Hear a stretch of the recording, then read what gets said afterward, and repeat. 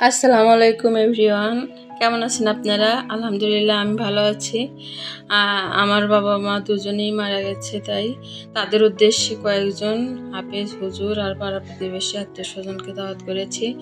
আজ শুক্রবার নামাজ পড়ে সবাই চলে আসবে, তাই তো সকালের খাওয়ার পর্ব শেষ করে দুপুরের জন্য মাংসের মশলা বেটে পাটায় গুঁড়ো করে নিচ্ছি। আজ আমি সব রান্না মাটির চুলায় খড়ি দিয়ে করব। আমার ভাই বাজার নিয়ে এসেছে গরুর মাংস 15 কেজি, মুরগি 6 কেজি। আমি মুরগি কেটে ধুয়ে নিয়েছি। এবার রান্না বসিয়ে দিব।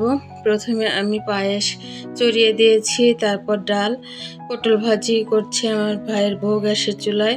ডাল এবং পায়েস হয়ে গিয়েছে, গরু এবং মুরগি দিয়েছি চুলায়, মুরগি হয়ে গিয়েছে। এবার ভাত বসিয়ে দিয়েছি, মাংস নাড়াচাড়া করছি, খুব সুন্দর স্মেল বের হয়েছে। আমার রান্না শেষ, লোকজন চলে এসেছে। এবার লেবু শসা দিয়ে খাবার পরিবেশন করব। আমার ভিডিও যদি আপনাদের কাছে ভালো লাগে তাহলে আমার চ্যানেলটাকে সাবস্ক্রাইব করে আমার পাশে থাকবেন।